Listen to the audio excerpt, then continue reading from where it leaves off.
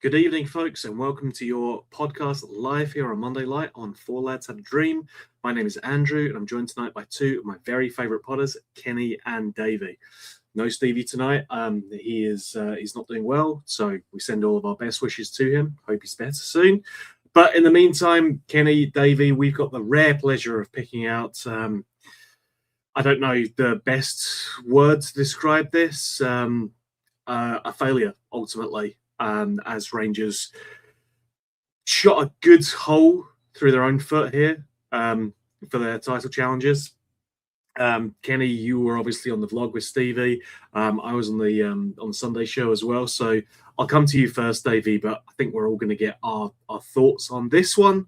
But your initial thoughts, your feelings 24 hours after, a really disappointing game. The feeling's the same as everyone else, Andrew. It's just one of we've blown it again. It's just this deja vu. Here we go around the same old circle yet again. No doubt we'll pick the bones out of all kinds of stuff tonight, whether it's team selection, whether it's team shape, whether it's attitude, whether it's mentality, whether it's ability, substitutions. No doubt we'll throw the lot in there. But the long and the short of it is Rangers got themselves in a position where 5 wins would win the league. And the first game, being a home game, was the one where we were all kind of banking on it would start with a win. And they've shot it straight away. So we're now right up against it. I think if the bookies are running odds on the title now, I think we've went from favourites to third favourites. And that says everything. I think the momentum's now elsewhere.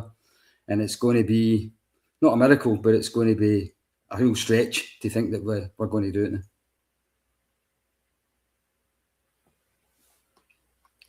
I think you're muted, Andrew. Oh my God, who's running this show? Good Lord. Kenny, the title of the pod is out of our hands, and to Davie's point, it is now. We got ourselves into a position where we could control the destiny of this title, ideally going to where we want it to go. We're now in a position where even if we now win the last 4 games, that still might not be enough. So we're in a really poor position here. It is out of our hands. We have to win all 4 of those games, and even still, it might not be enough. And what was so disappointing for me was that we had this game in our hands at multiple times. It was in our hands before the game kicked off. It was in our hands during the game as well, when we somehow clawed ourselves back into contention. And then we still contrived to let it slip away. So deeply disappointing, but more than that, I think it's a real reflection on, how far we still need to go as a club. Yeah, actually, that's spot on because poor Davie, I was sitting next to him yesterday and he had to listen to me rant and rave because I was not a happy camper. So his ears are probably going to calm down now. But we took a shotgun to our face and blasted our own face off yesterday. I think that's the only way I could describe it. We have put ourselves in a very, very difficult position because next 2 games are going to define everything. If we can get those 2, then we're still in this, clearly.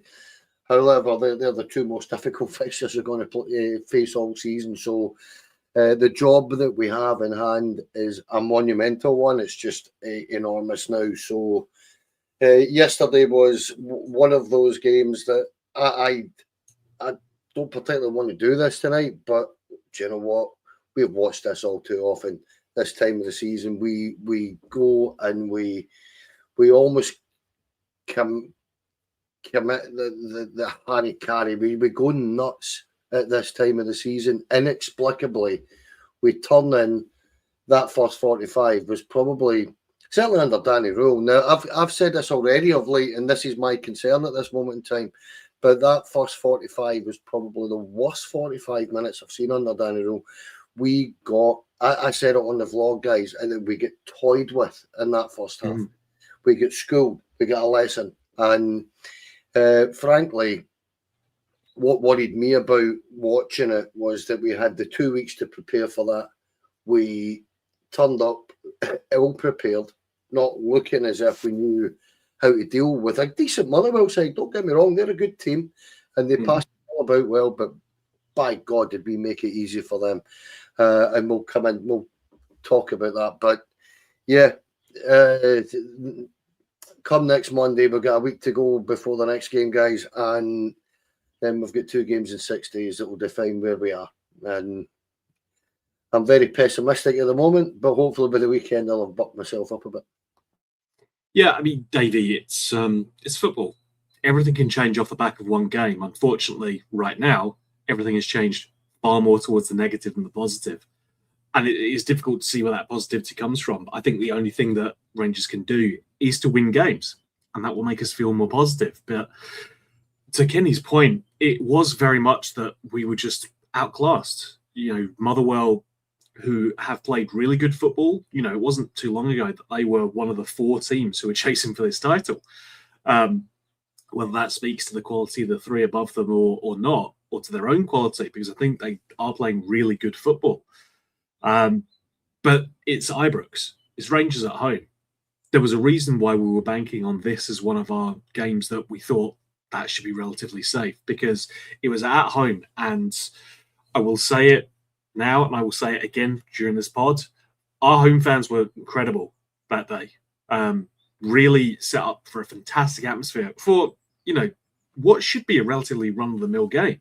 It's Motherwell at home. It's not, you know, a European sellout, but our fans treated it as though it were, because for once in a good long while, we're at the sticky end of the season. We actually have something to fight for here. It's not already decided come February. We were in this, and you know, it was all there.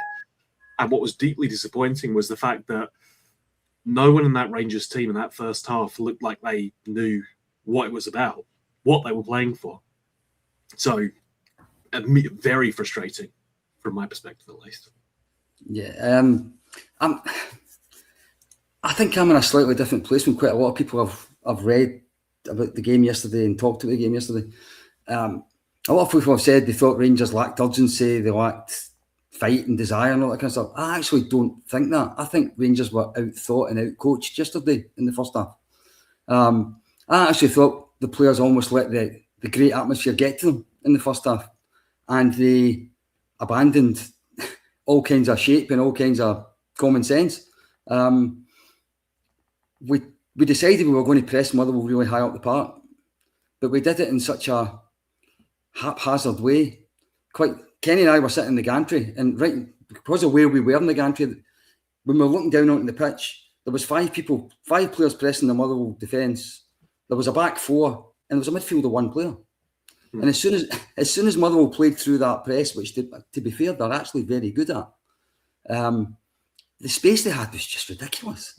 It was utterly ridiculous. Now, you could talk about, was the shape wrong to start with the 2 strikers and just 2 in midfield? And hindsight's a great thing, and I think probably it was, right?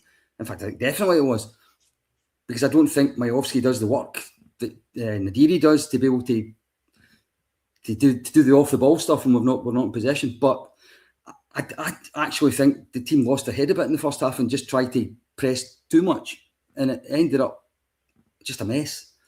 And Motherwell, to their credit, played really well. We played into their hands, and they absolutely took it. I thought the boy, Elliot Watt, I thought he was absolutely terrific. I thought he was the best player in the park by the length of Sauchiehall Hall Street. I thought he was tremendous. And that's the second time I've said that after a game at Ibrox against them this season. I thought he was superb. I thought he schooled us for almost like the whole first half. So, did we pick the wrong team? Probably. Did we play the wrong shape? Probably. But I need to hold my hand up and say that's the team I wanted to see, because it was the team more or less that started the second half at Falkirk that then scored 5 goals. Mm-hmm. So I'm not going to sit here in hindsight and say Danny Rowe got his team selection wrong. I actually think I would have done the same thing. But I thought after 10 minutes of effort and 10 minutes of 50-50 stuff, the longer the first half then went on, Motherwell just picked us apart. And if I was going to criticise the manager for anything yesterday, and probably I'll come in for some criticism and various things, the biggest thing for me was not reacting in that first half when it was blatantly obvious what was happening in front of our eyes. The amount of space that we were leaving was just silly, and they were good enough to take advantage of it. I actually thought 2-0 down at half time. I was sitting in the gantry when the half-time whistle went, saying, "Thank God we're still in this game," because it genuinely been 3 or 4. We'll get to the second half in a minute, but if I just concentrate in the first half first, I just thought we played totally into Motherwell's hands, and Motherwell were good enough to give us the lesson that we deserved for it. No, See, with hindsight, half, Andrew, what he could have done here, right? And it's hindsight, and it's a wonderful thing. But I'm actually with Davey. I don't actually particularly blame Danny Rule hugely for that yesterday, or the players. I think we were just beat by the better team on the day. Sometimes it happens, and I do think that tactically we could have got things a little bit better. Players could have a little bit better. Players could have tried harder. I thought there was a real lack of tracking back at times. But see, the minute the first goal comes in, with hindsight, having watched it back now, he could have probably just taken Miovski off then and brought Conor Barron on right there and then, and it might have been a different game.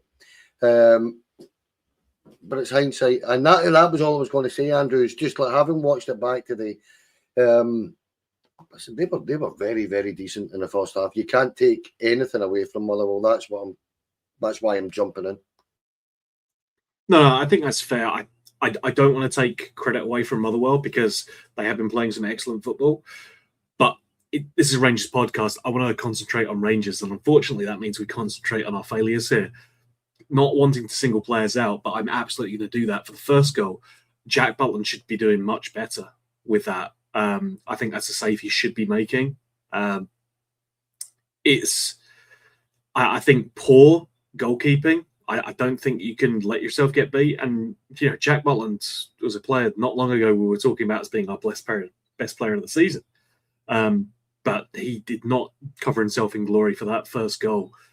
And then the second goal, Davie, there's points of failure all over the pitch. You point to pretty much every one of the 11 for cocking up that one. What was disappointing to me for both of the goals was that I saw Motherwell players busting a gut to get forward, to get into the box, to get into a position to attack. And I saw our players jogging back. That's not the effort that you want to see for a team who are going for the title. Because we're the only team out of the two who were playing yesterday who could go for the title. Motherwell can secure a decent European spot, but ultimately they're probably not going to finish further up than fourth. That's the best position they can be in. Our position was we need to win this game to win the title. And hey, maybe even get ourselves into the Champions League. And I didn't see any evidence of that from any of those players yesterday. Definitely not in the first half, where there was just too lackadaisical an approach for me. Just not showing the effort that we expect. And certainly the effort that they should be given that the fans were putting in plenty of effort to back their team. Truly disappointing. Yeah, I think that we definitely gave 2 really bad goals away. There's no doubt about that, which both came from this pressing forward and leaving too much space in midfield and giving them being outnumbered in the middle of the park. They both kind of started with that.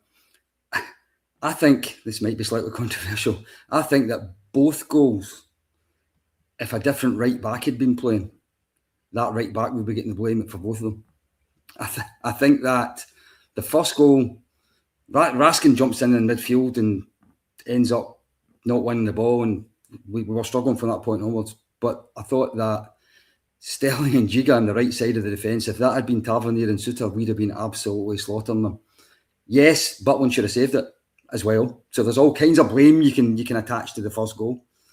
The second one, I know why young McComa went off at half time. He'd a torrid time in the first half. But when the ball gets played to the back post, again, the guy that was in the because of space, the right back was 5 yards behind him.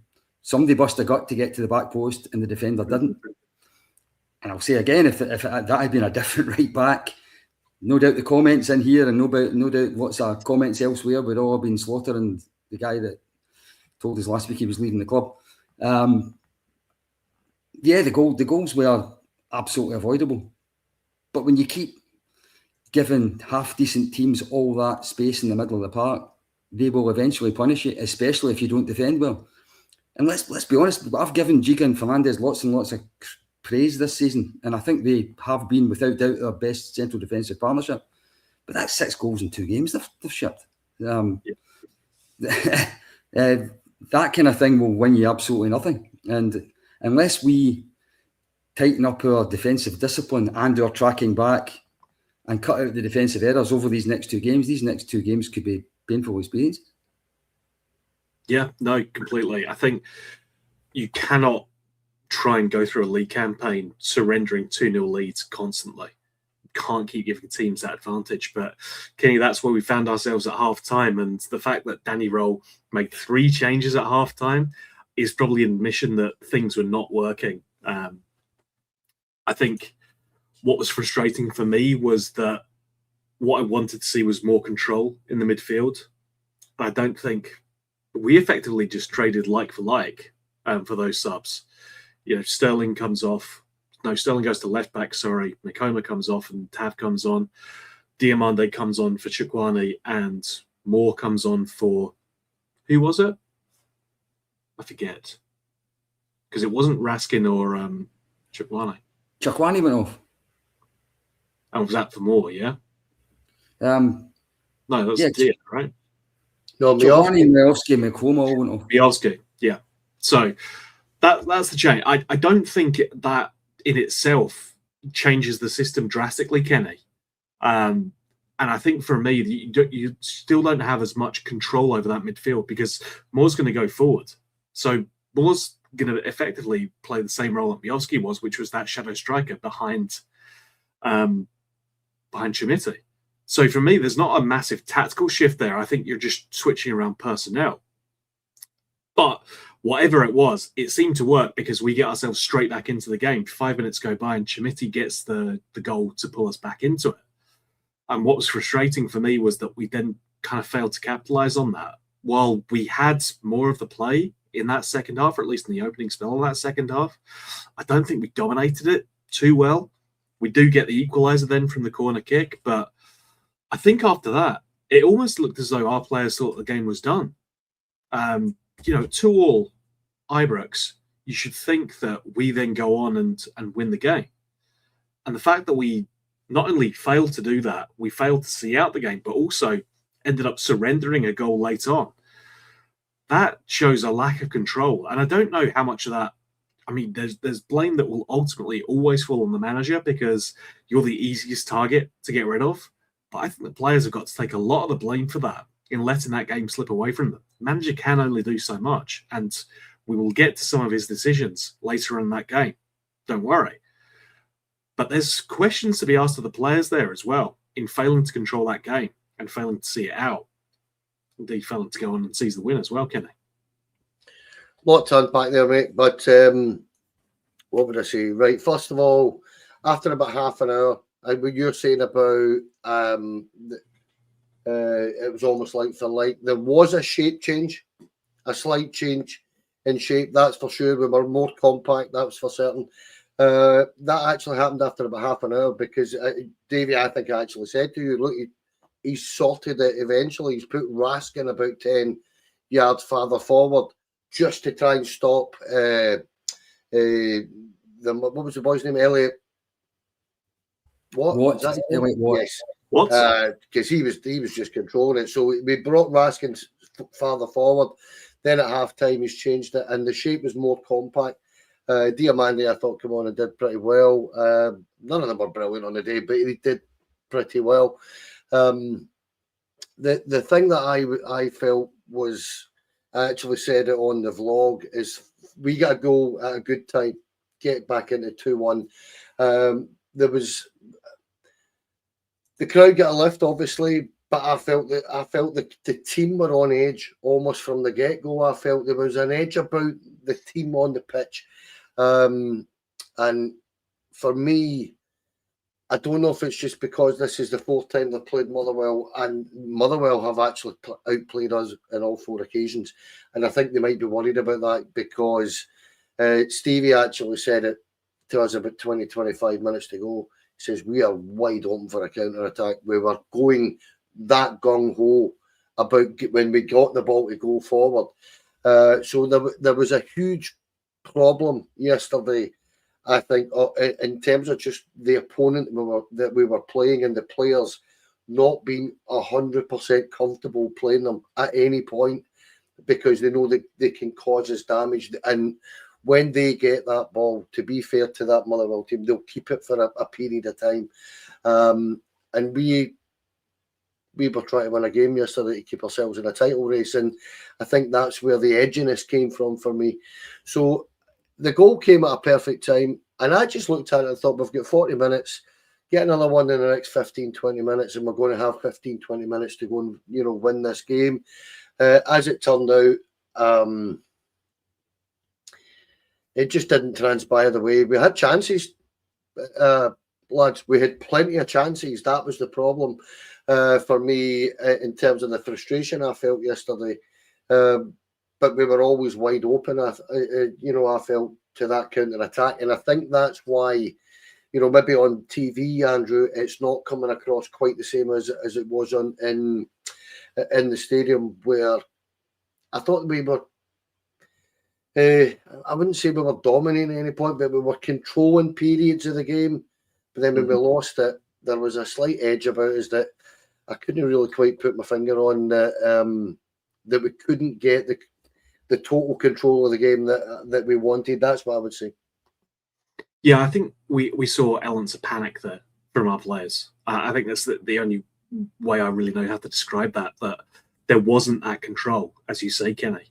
And some of that comes down to players fluffing their lines as well. Chimiti, Moore, and Asgard all have good opportunities to score goals there, and all three of them fluffed their lines. And Moore's, justifiably won Young Player of the Year. I think he has been one of the best players that we've had. But none of them, Davie, looked convincing. Motherwell had 5 shots on target and scored 3 of them. We had 6 shots on target and we scored 2 of them. So I'm not, a maths whiz or anything, but I can tell there's something not quite right about that in terms of our striker's application and our goalkeeper versus theirs. Something's clearly not working for us, either in the defence or the attack. And that's a massive concern, because we already couldn't afford to slip up. Now that we have, we cannot afford to slip up anymore. The next game is always the most important one, but it's a must-win now. And a tough fixture, because Motherwell Hearts haven't lost at home for a year. That's the level of challenge that these players are going to be going into, which is why it was really important that we win at home, in theory, where we had the advantage. And the fact that we failed to do that, Yeah, I don't think we can be too surprised that we missed a few glaring chances, because we've been doing it all season. How many Monday night pods have I been on after a game at the weekend that we've talked about? We don't have anyone inside the penalty box who you'd want the ball to fall to and you trust to put the ball in the net. I thought without doubt we could have scored 2 or 3 more goals than we did yesterday. But I suppose for me the bottom line and the whole thing is that if you score 2 goals at home against Motherwell, you should win the game. The reason we didn't win the game is because we conceded too many. If that doesn't sound too blatantly obvious. And Kenny's absolutely right. We were sitting in the gantry in the last 15, 20 minutes, continually saying we are absolutely wide open for the counter-attack, because we were sending 8 men forward by that stage. A draw wasn't going to be good enough for us. A point wasn't enough. And you could see Motherwell were hitting us, and they did a couple of near things without actually creating a great chance. But you always thought they could get forward and do something. And I actually thought the substitution when he brought Barron on for Asgard, I thought that was the manager trying to say, we're leaving ourselves too open at the back here. We need to do something about it. But even when Barron came on, we were still playing 8 players in front of the ball. In fact, another thing I'll say about the Motherwell winning goal was it all started with great distribution for their goalkeeper. I wish we had a goalkeeper that actually did that. He saw there was something on, and he immediately set somebody away. And we were struggling from that moment onwards because we only had about 2 men back. We're really unlucky with the deflection.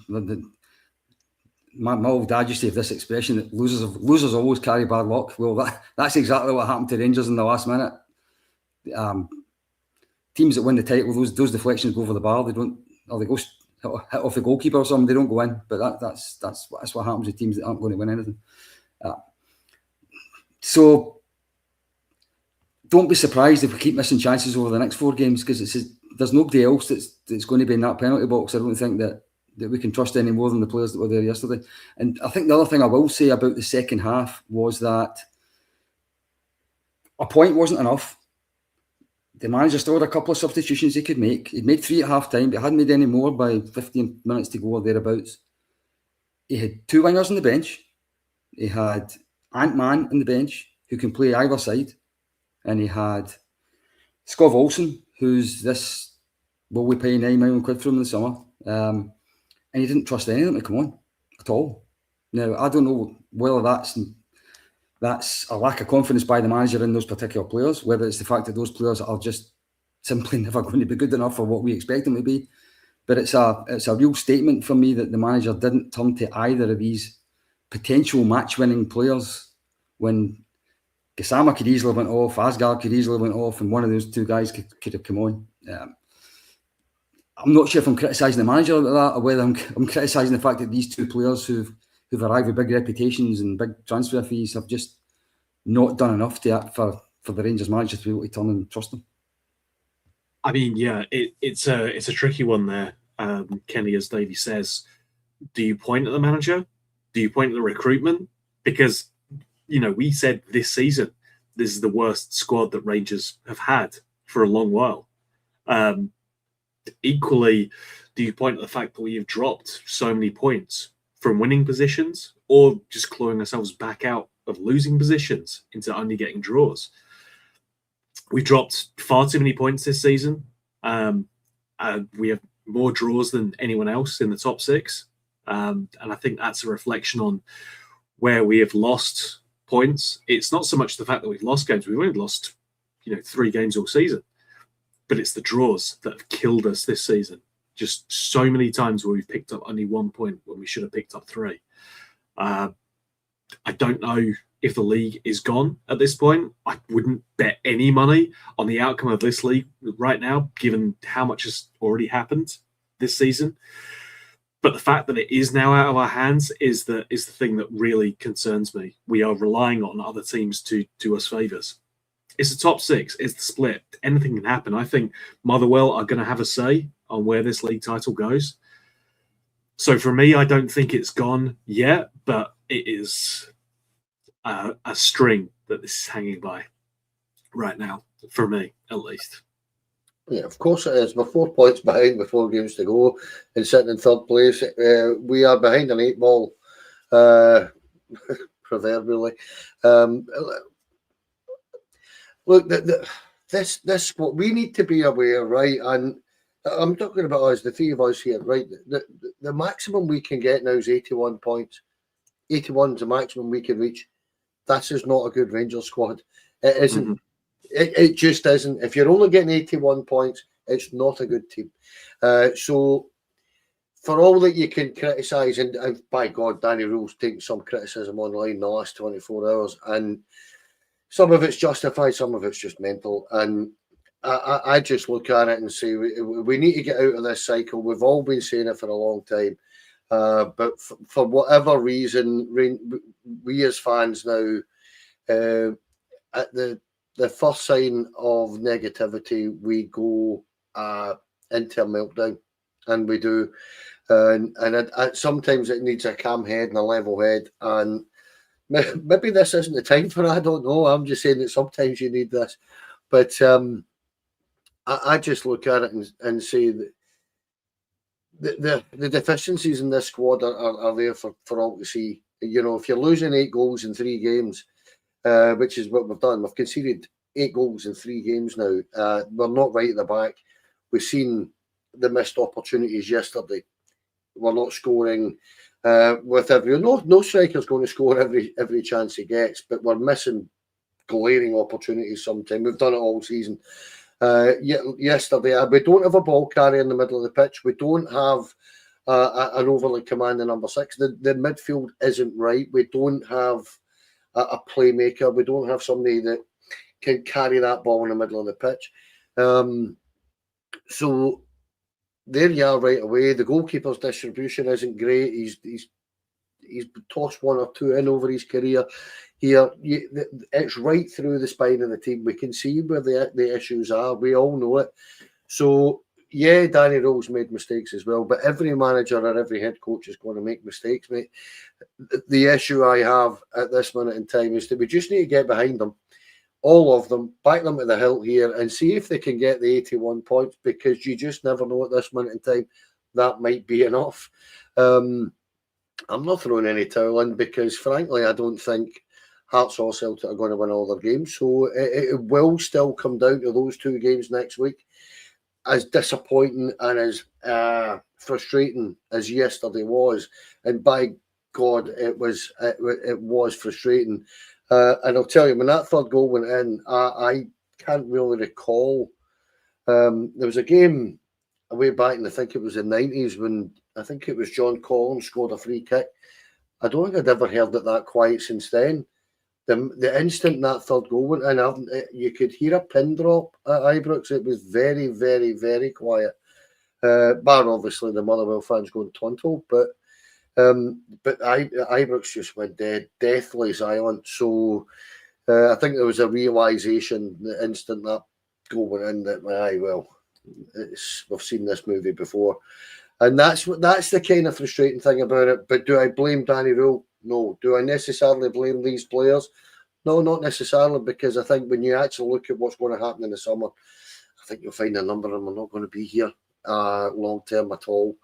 So it comes down to last summer's recruitment and the recruitment over the last 3 or 4 years that has been an absolute balls up, and it has. And at this minute in time, we have a core of half decent players, but we're still a long way short from being a very good squad. So if I'm trying to be level-headed there, it's just because I feel that the criticism that everybody's getting for losing one game of football, with one of the last 4 or 5 previous to that, it's the timing of this that's so disappointing. And for me, I just feel that where we are is a bonus at this point where we can still win this, and that's why we're also disappointed. Because if you look back on it, I think most of the viewers on here would realise that this isn't a good Rangers team. It just isn't. Yeah, I think Kenny summed that up quite well, Davie. But the criticism is going to come because, it's a manager who's overseeing this, who has taken us within touching distance of the title. But again, as things stand right now, looks as though they're going to potentially fall short. I think Kenny's just decided he's had enough now, which, fine. I get it. I understand. Many of us have had enough. Are you in that position, Davie? Have you had enough of the manager at least, or are you prepared to give him some more time?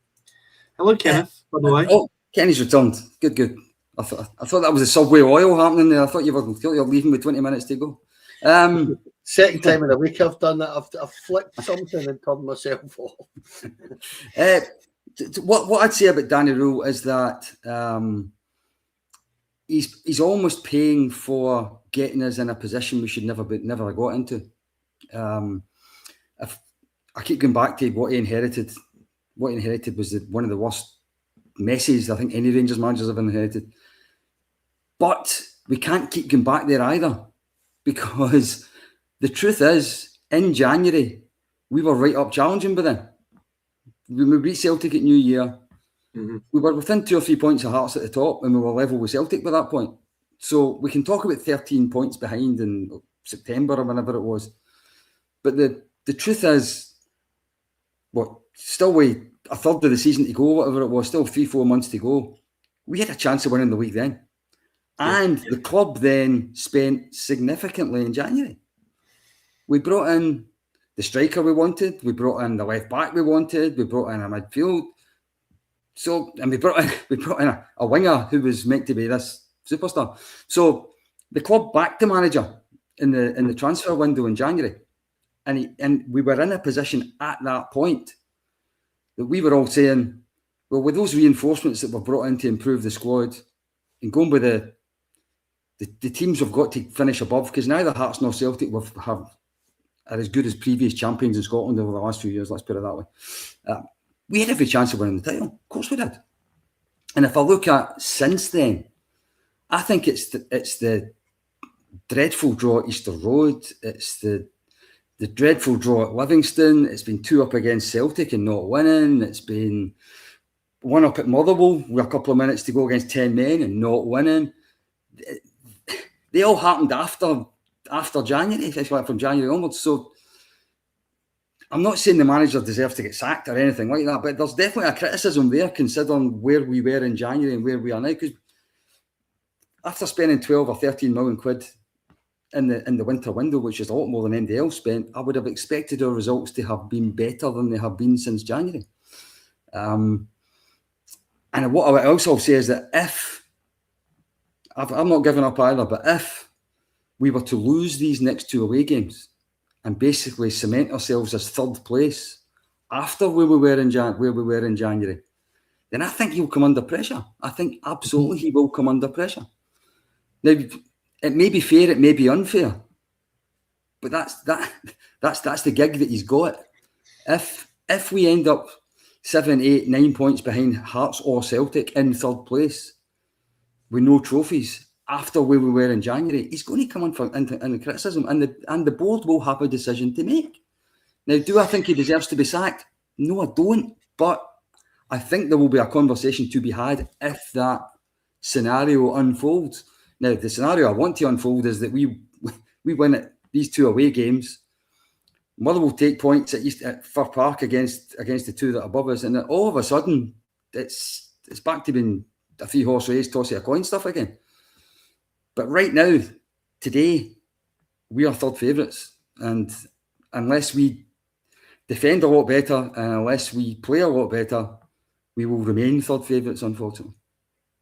No, I think it's a very fair assessment, Davey. I think inevitably it comes to the territory, Kenny. You know, you're the manager, you're the most easily sackable person in the footballing department. You know, players will come and go, but they're on long-term contracts. The boards are not going to be shifted unless you've got a spare few million lying around. So the manager is the one who will always end up with the responsibility. And I think the mood around the fan base is bad now in terms of their views towards Danny Roll. The next 2 games don't go our way, and we find ourselves even further adrift, where 3rd place looks like the only likely destination that we'll end up in, then that pressure is just going to ramp up and ramp up. I mean, it's always bad after an old firm defeat, if such a thing was to happen. That comes after the Tynecastle result not going our way as well, then there's going to be huge amounts of pressure on the manager and on the boards to do something about it. It's difficult to know what the reaction should be right now, but it's not looking good, fellas. No, and it comes with the territory, I'm afraid. And listen, for all that I've tried to defend Danny Rowland and the players for losing a game yesterday, I just try to keep it in a context that it's only 1 game. It's a massive game that they've lost. However, fans will dictate this, supporters dictate this, ultimately, because once the fans turn, there is no going back on it. Once the support's mind's made up, you're not going to change that. We've seen that already this season with Patrick Stewart and Kevin Thelwell and Russell Martin, and the board had to get rid because the fans were just not having it. So Danny Rowell this is what I'm trying to say, Danny Rowell is a young manager and he's made lots of mistakes this season, and some of the draws that we've had have been appalling. Actually, they've actually been really. horrendous. That Davie mentioned the Livingston one there. That's that key period. I think we drew 3 and 4 or 4 and 5. That's actually what's killed us, because when you look back in the games that at that particular time, we should have won probably every single one of them. But again, I'll just come back to the squad, and I'll say that I just don't believe that. And I'm only comparing with previous years.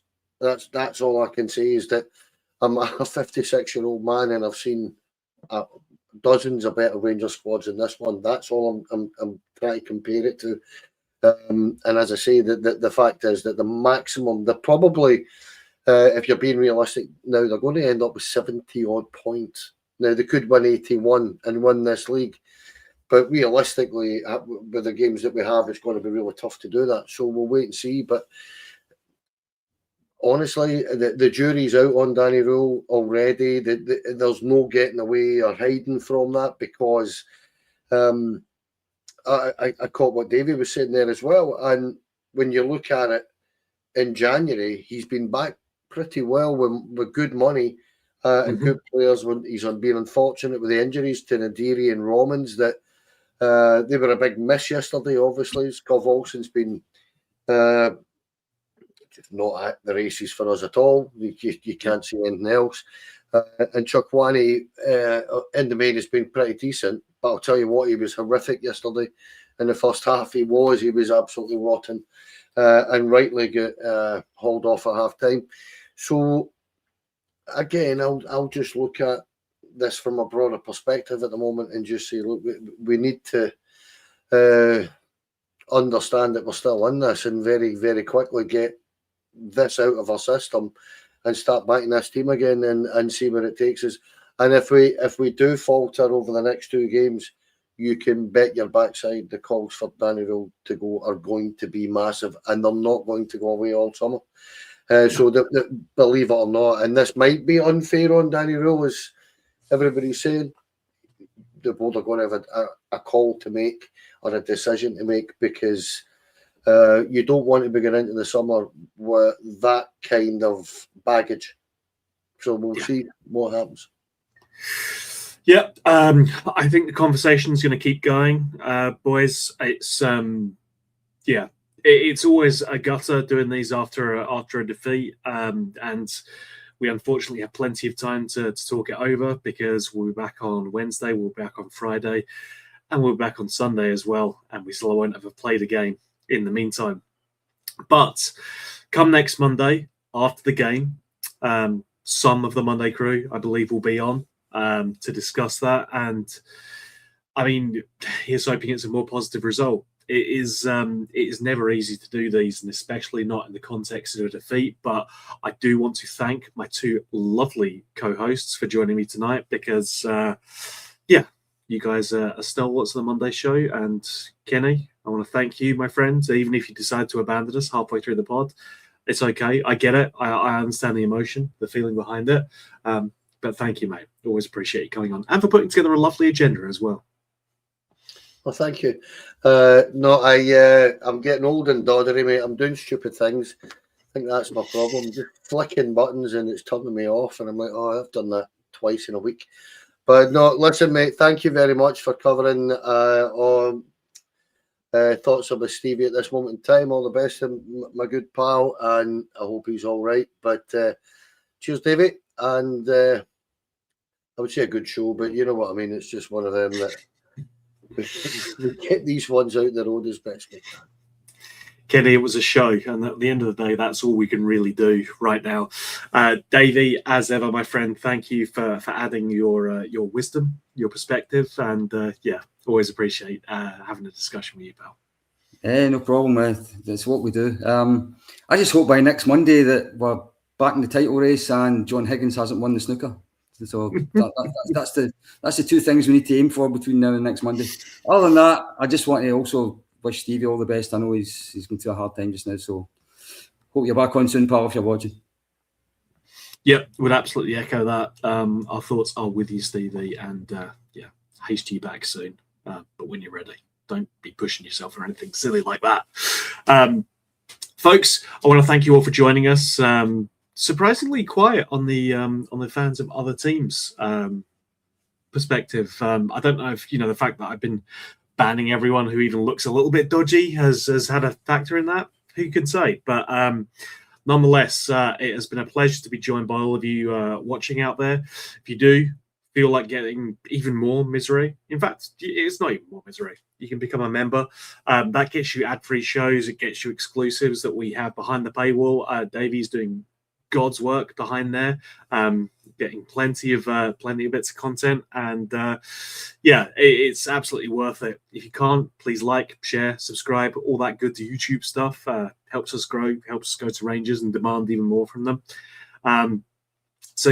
We have the members at the end of the show, but if it were up to me, and if I could be bothered to edit down, a few thousand people, I'd have all 12,750 subscribers in there at the end credits, because you guys are the reason we are where we are. So thank you all so very much. And yeah, folks, we will be back come Wednesday. I'm sure Chris will have some views on the current situation, which will be interesting. But until then, it is always a pleasure to talk to you. Thank you all so much for joining us. Until we talk to you again, bye for now.